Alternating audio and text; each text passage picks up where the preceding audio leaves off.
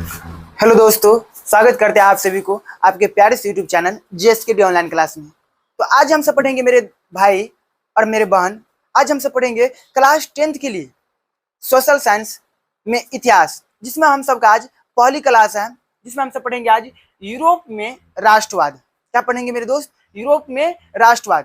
तो हम सब जानेंगे। सबसे पहली बात, इतिहास पढ़ते हैं, इतिहास हम सबको जानना है। इतिहास है क्या? तो आप सभी को पता होगा मेरे दोस्त, आप सभी पहले भी पढ़ चुके होंगे इतिहास किसे कहते हैं। तो आप सभी पढ़े होंगे अतीत का अध्ययन करना ही इतिहास कहलाता है। क्या मेरे दोस्त? ये तो बच्चा वाला परिभाषा हो गया, अतीत का अध्ययन करना ही इतिहास कहलाता है। लेकिन हम सब अब 10th क्लास में आ गए। अब हम सबका परिभाषा स्टैंडर्ड होना चाहिए, कुछ खास लेवल का होना चाहिए, जो चेक करेगा तो उसे भी पता चलेगा कि नहीं, इतिहास पढ़ा है। इतिहास पढ़ने मतलब इसका इतिहास में दम है कि एक स्टैंडर्ड परिभाषा से हम सब जानेंगे। और ये हम सब बोलेंगे अतीत का अध्ययन करना चाहिए, बच्चे लेवल की परिभाषा मेरे दोस्त। और आप सभी जानते होंगे मेरे दोस्त कि हम सब इतिहास में पढ़ते अतीत का अध्ययन करना इतिहास कहलाते हैं। लेकिन आप सभी के मन में ये क्वेश्चन आया होगा कभी न कभी कि हम सब का भी पूर्वज तो इतिहास में बीत चुके हैं, मतलब बीत चुके हैं। मेरे हम सब का परदादा दादा जो हो गया वो पहले इतिहास में बीत चुका। 15 मतलब गुलामी के समय मेरे दादा भी थे, परदादा भी थे, लेकिन हम सब उसका जानकारी क्यों नहीं करते हैं? तो आप सब क्वेश्चन किए अपने आप से कभी नहीं? और हमेशा आप सब तो कुछ ना कुछ लटके रहते हो। आज हम सब जानेंगे मेरे भाई उसी अंदाज में। फिर से हम सब आज पढ़ेंगे इतिहास। क्या पढ़ेंगे मेरे दोस्त? इतिहास पढ़ेंगे, और बिल्कुल आसान भाषा में पढ़ेंगे। क्या पढ़ेंगे? बिल्कुल आसान भाषा में। सबसे पहले हम सब जानते हैं इतिहास है क्या। तो चलते हैं मेरे दोस्त। सबसे पहले बात, इतिहास क्या पढ़ते हैं मेरे दोस्त? इतिहास। याद रखना दोस्त, इतिहास दो शब्दों से बना है। इतिहास कितने शब्दों से बना है मेरे दोस्त? इतिहास दो शब्दों से बना है। पहला होता है इति। क्या होता है? इति प्लस में हास। इतिहास कितने शब्दों से बना है दोस्त? दो शब्दों से, इति प्लस हास। इति का मतलब होता है ऐसा अवश्य। इति का मतलब होता है क्या? ऐसा। इति का मतलब होता है ऐसा अवश्य ही। ऐसा अवश्य ही। हास का मतलब होता है घटना। घटना हुआ होगा। याद रखना दोस्त, इतिहास कितने शब्दों से बना है? दो शब्दों से बना है। कौन कौन? तो इति प्लस हास। किनसे बना है? इति प्लस हास। इति का मतलब होता है ऐसा अवश्य। इति का मतलब क्या होता है? ऐसा अवश्य। और हास का मतलब होता है घटना हुआ होगा। तो अब हम सब जानेंगे इतिहास किसे कहते हैं। इतिहास किसे कहते हैं? तो आप सब जानते होंगे अतीत का अध्ययन करना है। अतीत का अध्ययन करना ही, अतीत का अध्ययन करना ही इतिहास कहलाता है। इतिहास कहलाता है। आप सब ये परिभाषा जानते होंगे, इतिहास किसे कहते हैं? तो अतीत का अध्ययन करना ही इतिहास कहलाता है। मेरे दोस्त, मेरे भाई, ये बच्चे लेवल का परिभाषा है। क्या है? बच्चे लेवल की परिभाषा। अब हम सब क्लास 10th में आ गए हैं। अब हम सब का परिभाषा कुछ खास होना चाहिए, सबसे अलग होना चाहिए। इतिहास किसे कहते हैं? ये बच्चे लेवल का परिभाषा हो गया। अब हम सब जानेंगे मेरे दोस्त इतिहास किसे कहते हैं। चलते हैं दोस्त, आप सब इतिहास का हेडिंग लगाओ। इतिहास किसे कहते हैं? इतिहास किसे कहते हैं? याद रखना दोस्त, इतिहास में हम सब उसी चीज को याद रखते हैं जिसका कुछ प्रमाण हो, जिसका कोई साक्ष्य हो। और हम ऐसे कोई चीज का नहीं याद रखते हैं जिसका कोई प्रमाण ही है और साक्ष्य नहीं हो। इसीलिए मेरे दोस्त इतिहास की परिभाषा होता है तथ्यों और प्रमाणों के आधार पर। हम सब लिख लेते हैं मेरे दोस्त, तथ्यों और परमाणु के आधार पर। तथ्यों और परमाणु के आधार पर, तथ्यों और परमाणु के आधार पर इतिहासकारों के द्वारा, इतिहासकारों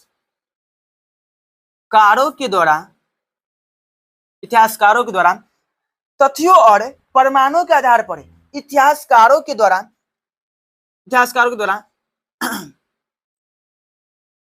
इतिहासकारों के द्वारा बीते हुए समय का अध्ययन करते हैं। इतिहासकारों के द्वारा बीते हुए समय का अध्ययन करते हैं। बीते हुए समय का अध्ययन करते हैं। बीते हुए समय का अध्ययन करते हैं, उसे इतिहास कहते हैं, उसे इतिहास कहते हैं।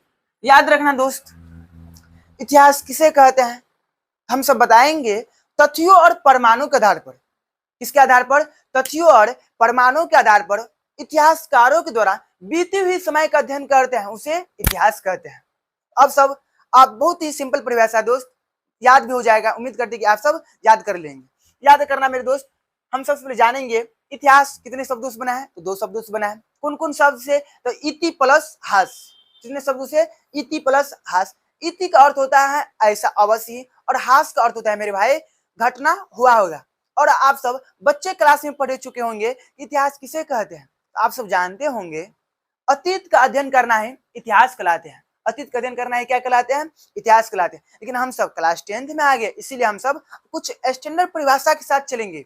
इतिहास किसे कहते हैं? याद रखना दोस्त, तथ्यों और प्रमाणों के आधार पर इतिहासकारों के द्वारा बीते हुए समय का अध्ययन करते हैं, उसे इतिहास कहते हैं। अब याद रखना मेरे दोस्त, नोट में याद रखना, नोट में इतिहास का पिता, इतिहास का पिता, इतिहास के पिता हेरोडोटस को कहा जाता है। हेरोडोटस, हेरोडोटस को कहा जाता है। याद रखना दोस्त, बहुत ही भिविया क्वेश्चन है। इतिहास का पिता मतलब इतिहास का जनक, इतिहास का पिता किसे कहते हैं? तो याद रखना दोस्त, इतिहास के पिता हेरोडोटस को कहा जाता है। बहुत ही भिविया क्वेश्चन है मेरे दोस्त, इतिहास के पिता किसे कहा जाता है? तो हेरोडोटस को। अब हम सब जानेंगे हेरोडोटस निवासी थे कहाँ के। याद रखना दोस्त, यहाँ पर तो नोट नंबर 1 हो गया, यहाँ पर लिखेंगे हम सब, यहाँ पर लिखेंगे हेरोडोटस, हेरोडोटस यूनान के निवासी थे। याद रखना दोस्त, हेरोडोटस कहाँ के निवासी थे? तो हेरोडोटस यूनान के निवासी थे। कहाँ के निवासी मेरे दोस्त? यूनान के निवासी थे। अब हम सब का इतिहास का बहुत बिल्कुल बेसिक लेवल से हम सब पढ़ चुके हैं। कहते हैं मेरे दोस्त, आप सभी के लिए एक प्यारा सा मोटिवेशन याद आ गया हमको। जो अपने कदमों के काबिलियत पर, जो अपने कदमों की काबिलियत पर विश्वास रखते हैं वही अक्सर मंजिल तक पहुंच जाते हैं। अब हम सब जानेंगे मेरे दोस्त यूरोप में राष्ट्रवाद, हम सब का जो चैप्टर है उसके बारे में हम आप सब जानेंगे कि यूरोप है क्या, राष्ट्रवाद क्या है, इसके बारे में हम सब जानेंगे दोस्त।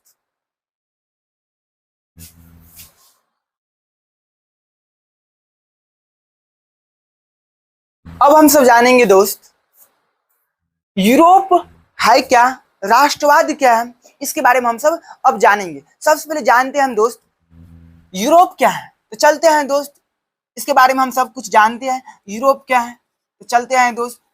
यूरोप, यूरोप एक महादेश है, यूरोप एक महादेश है, यूरोप एक महादेश है। महादेश का मतलब क्या होता है दोस्त? आप सब जानते होंगे कि महादेश का अर्थ होता है बहुत सारा देश। क्या होता है? बहुत सारा देश, एक से अधिक देश होता है, उसे हम सब क्या बोलते हैं? महादेश कहते हैं। हमारे विश्व में कुल 7 महादेश हैं। कितने महादेश हैं? कुल 7 महादेश हैं, जिनमें से हम भारतवासी आप सब जानते होंगे किस महादेश में रहते हैं। अगर नहीं जानते हैं तो याद रखना, हम सब एशिया महादेश में रहते हैं। कौन महादेश में रहते हैं? एशिया महादेश में रहते हैं।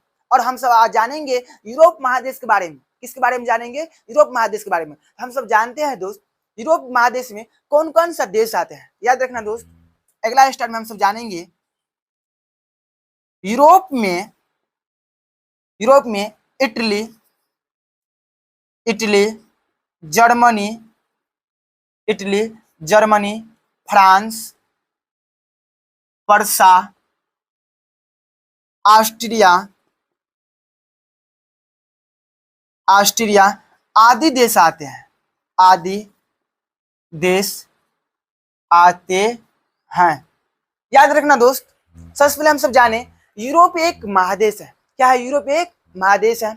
यूरोप देश में, यूरोप महादेश में कौन कौन सा देश आता है? याद रखना दोस्त, Italy, Germany, France, Parsa, Austria आदि देश आते हैं। अब हम सब जानेंगे दोस्त यूरोप के बारे में हम सब जान लिए। अब हम सब जानेंगे राष्ट्रवाद क्या है। किसके बारे में जानेंगे? राष्ट्रवाद क्या है। याद रखना दोस्त, अब हम सब जानेंगे राष्ट्रवाद क्या है। राष्ट्रवाद क्या है? राष्ट्रवाद क्या है? याद रखना दोस्त, राष्ट्रवाद, राष्ट्रवाद क्या है? अब हम सब जानेंगे राष्ट्रवाद का मतलब क्या होता है, राष्ट्रवाद कहते किसे हैं। याद रखना दोस्त, सबसे पहले हम इसमें जानेंगे राष्ट्रवाद क्या है।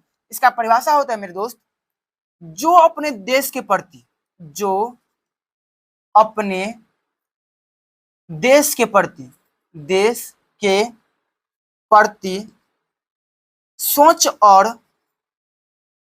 और लगाव का भावना का विकास करता है। लगाव का भावना का विकास करता है, भावना का विकास करता है, विकास करता है, उसे राष्ट्रवाद कहते हैं, उसे राष्ट्रवाद कहते हैं। याद रखना दोस्त, राष्ट्रवाद किसे कहता है? याद रखना, जो अपने देश के प्रति सोच और लगाव की भावना का विकास करता है उसे राष्ट्रवाद कहते हैं। जो अपने देश के प्रति प्रेम की भावना का विकास करता है उसे हम सब राष्ट्रवाद कहते हैं। क्या कहते हैं? राष्ट्रवाद कहते हैं। और जिस व्यक्ति के अंदर, क्या मेरे दोस्त, और जिस व्यक्ति के अंदर राष्ट्रवाद की भावना पनपती है, क्या होती है? पनपती है, उसे हम सब राष्ट्रवादी कहते हैं। तो याद रखना मेरे दोस्त, यहाँ पर हम सब लिखेंगे राष्ट्रवादी किसे कहते हैं? जिस व्यक्ति के अंदर, जिस व्यक्ति के अंदर, जिस व्यक्ति के अंदर, जिस व्यक्ति के अंदर राष्ट्रवाद की भावना, राष्ट्रवाद की भावना, जिस व्यक्ति के अंदर राष्ट्रवाद की भावना पनपती है, पनपती है, जिस व्यक्ति के अंदर राष्ट्रवाद की भावना पनपती है उसे राष्ट्रवादी कहते हैं, उसे राष्ट्रवादी कहते हैं। याद रखना दोस्त, राष्ट्रवादी किसे कहते हैं? तो जो अपने देश के प्रति सोच और लगाव को भावना के विकास करते हैं उसे क्या कहते हैं? राष्ट्रवादी कहते हैं। और जिस व्यक्ति के अंदर राष्ट्रवाद की भावना पनपती है या देश से प्रेम होती है उसे हम सब क्या कहते हैं? राष्ट्रवाद कहते हैं। समझ में आ रहा है दोस्त? उम्मीद करते हैं कि आप सभी को बिल्कुल समझ में आ रहा होगा, क्योंकि इतना सिंपल परिभाषा कोई नहीं बताएगा मेरे दोस्त। सबसे सिंपल परिभाषा है, बहुत ही आसान है और याद करना बहुत ही आसान होगा, क्योंकि हम सब जितना भी पढ़े अभी सब बहुत आसान परिभाषा हम सब जाने। अब हम सब जानेंगे मेरे दोस्त, राष्ट्रवाद हम सब जान लिए, राष्ट्रवादी जान लिए हम सब। यूरोप क्या है, इसके यूरोप में कौन कौन महादेश आते हैं उसके बारे में हम सब जान लिए। इतिहास हम सब जान लिए सॉरी दोस्तों। अब हम सब जानेंगे क्या, इसमें हम सब पढ़ेंगे अब मेजनी के बारे में। किसके बारे में पढ़ेंगे? मेजनी के बारे में। अब सब हम सब चलते हैं मेरे दोस्त, किसके बारे में पढ़ेंगे? तो चलते हैं दोस्त,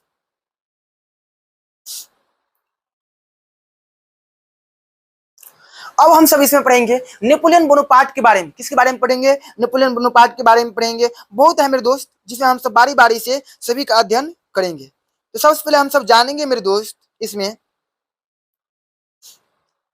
जानेंगे अब हम सब